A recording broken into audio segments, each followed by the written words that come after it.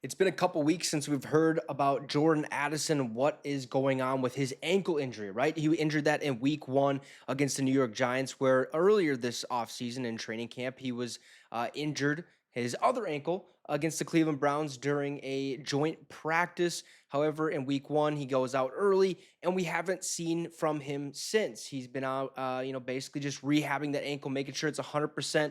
No reason to put him on IR because it wasn't as serious as some ankle injuries could be. So, what is the actual update on Jordan Addison? Well, we finally got a little bit of information. Shout out Dustin Baker per Vikings territory, where he reported that NFL Network's Ian Rappaport tweeted Wednesday, 4 days before the Packers Vikings, that Vikings coach Kevin O'Connell tells reporters that wide receiver Jordan Addison will practice in likely limited capacity today and is hopeful that he can play Sunday. What was Kevin O'Connell's words? Well, he said, hopefully getting Jordan back out there this week, which is pretty good news. Now, Jordan Addison has missed the last two games, a 6-point triumph over the San Francisco 49ers in week two, and a thorough 34-7 beatdown of the Super Bowl contending Houston Texans last weekend. In Addison's stead, Justin Jefferson has authored Jeffersonian games, while wide receiver 3, Jalen Naylor, has stepped up to an adept wide receiver 2 spot. Now, if Addison returns per the optimistic Rappaport tweet, Minnesota will inch closer to full health on offense. Almost full health. That's because, well, TJ Hawkinson, right? Meanwhile, Vikings tight end TJ Hawkinson remains on the shelf for at least one more game with a torn ACL, eligible to return next weekend in London. O'Connell mentioned Hawkinson too, saying he's doing great. I'll continue to defer to the medical staff on that, hoping to get TJ up and rolling as soon as possible. Now, sources tell Vikings territory that a more realistic return for Hawkinson is somewhere around week 8 when the Vikings travel to Los Angeles for a meeting with the Rams. Now, Minnesota is taking the cautious route with Hawkinson, allowing his torn ACL to heal fully without risk of re-injury, and with the franchise sitting nicely at 3-0, treading gingerly with his recovery makes a whole lot of sense. Why rush the man back on the field when the enterprise is humming in the meantime, right? You don't want to have him go out there and then bam, he suffers another injury. ACLs are nothing to play with. You want to make sure it is 100% healthy, kind of like the Achilles injuries that quarterbacks and other, running backs and stuff like that, when they suffer those types of injuries. You got to make sure they're 100% ready to rock and roll, even if they're over 100%, like they're itching to get back on the field. You just want to be as cautious as you can be, especially when your team is winning some ball games. Now, back to Jordan Addison.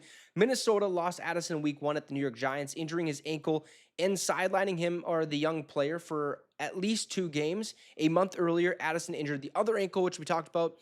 So Addison has worked through a double batch of adverse circumstances. He's also had to work through some other circumstances off the field, which aren't great. Hopefully, he figures it out. But hey, Minnesota apparently will announce an official injury designation for Addison on Friday afternoon. A fair percentage on his chances of playing is about 60%, which, hey, it's better than 50, right? It's better than a coin flip. There's a chance Addison could play this Sunday. The Packers are favored to defeat the Vikings by 2.5 points. Makes sense. It's in Lambeau. It's a division game. It's going to be a very tough one. This is a game that I'm pretty nervous about, just because, strictly because it's a division game and it is the Packers, right? We always split with Green Bay. We split with Detroit. We seem to usually take care of Chicago. Sometimes we split with them, but these games are tough.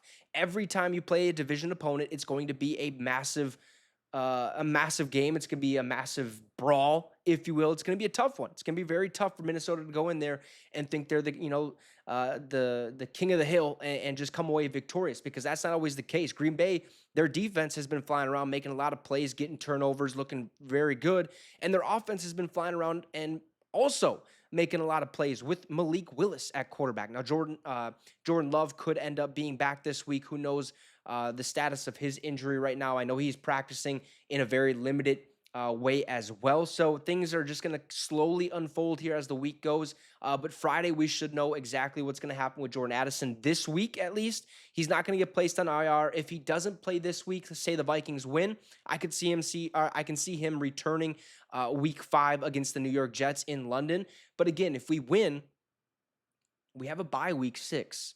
So, do we rush him out there for week 5? Do we just allow him to fully heal, get a couple more extra weeks under his belt so that both of his ankles are absolutely 100%, comes back week 7, and then balls out that way? I'm not 100% sure. I'm not a GM. I'm not the doctor. I'm not the coach making these decisions. We'll see how it plays out. But if he's not playing this weekend, we get a dub. We're 4-0. We go to London.